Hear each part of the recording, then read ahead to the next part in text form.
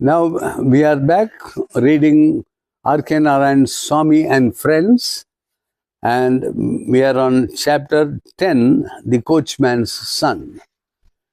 It's a very long chapter, and so I had paused it in the middle. Now I'm continuing. So we stopped at the point where Mani's uncle was just outside his front door of his house, trying to chase away two dogs which were brawling there, and he was calling to Mani. Mani, come here, his uncle cried from the street. Drive away these devils. Get me a stone. Next paragraph. Rajam, can you lend me a policeman? Swaminathan asked 2 weeks later. So Swaminathan tried with the money that failed. Now it is with Rajam, and it is after 2 weeks. Can you lend me a policeman? Policeman? Why? There is a rascal in this town who has robbed me. And then he related to Rajam his dealings with the coachman.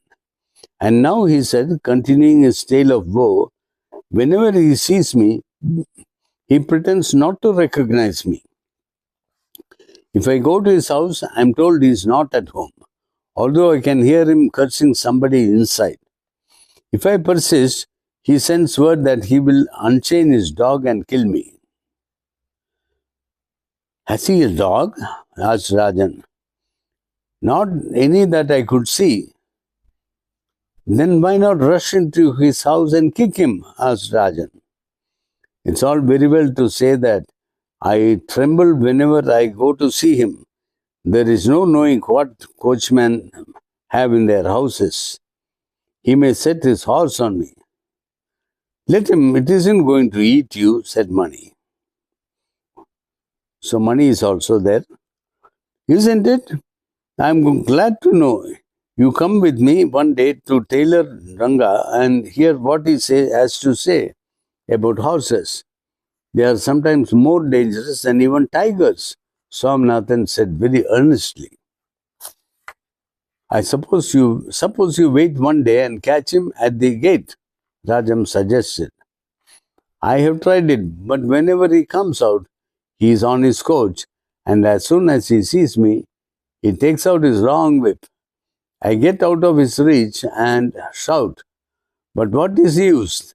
That horse simply flies. And to think that he has duped me of 2 annas.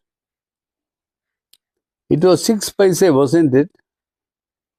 But he took me twice again, 6 paise each time.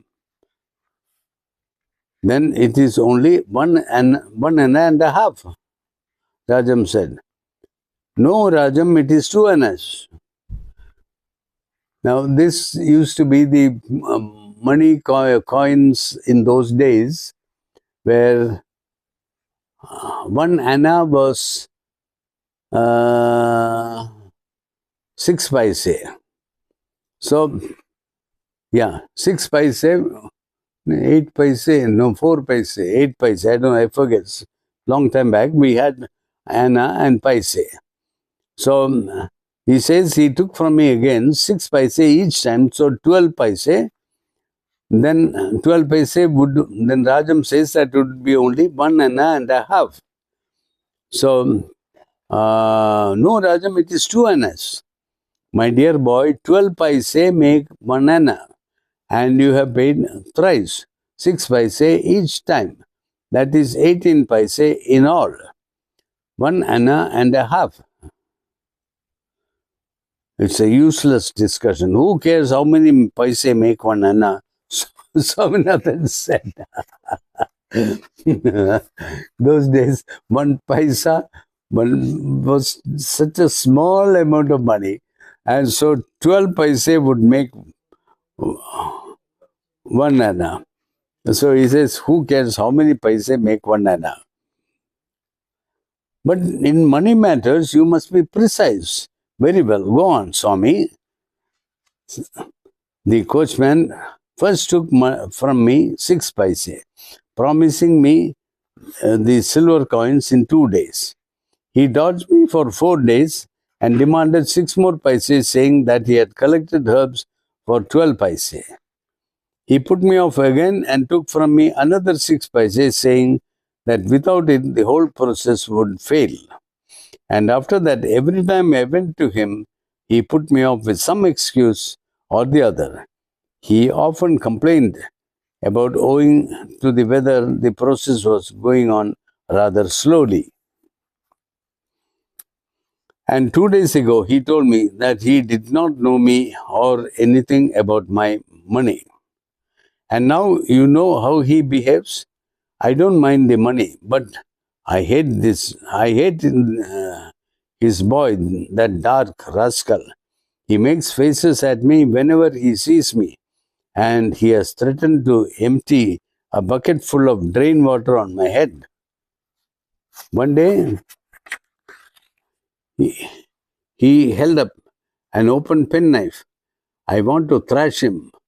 That will make his father give me back my money, my 2 annas. My God, still long. Next day, Swaminathan and Mani started for the coachman's house. Swaminathan was beginning to regret that he had ever opened the subject before his friends. The affair was growing beyond his control, and considering the interest that Rajam and Mani displayed in the affair, one could not foresee where it was going to take them all. Rajam had formed a little plan to decoy and kidnap the coachman's son. Mani was his executive. He was to befriend the coachman's son. Swaminathan had very little part to play in the preliminary stages. His duty would cease with pointing out the coachman's house to Mani. The coachman lived a mile from Swaminathan's house, westward in Kiracheri, which consisted of about a dozen thatched huts and dingy hovels, smoke-tinted and evil-smelling, clustering together irregularly. They were now within a few yards of that place.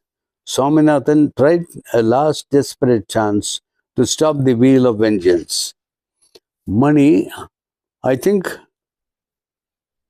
the coachman's son has returned the money. What? I think. You think. So do you? Can you show it to me? Swaminathan pleaded. Leave him alone, Mani. You don't know what troubles we shall get into by tampering with that boy. Shut up, or I'll wring your neck. Oh, Mani, the police, or the boy himself. He is frightful, capable of anything. He said in his heart, a great dread of the boy. And sometimes in the night would float before him a face dark, dirty, and cruel, and make him shiver. It was the face of the coachman's son. The chapter still continues, so we'll pause it here and we'll continue next time. Thank you.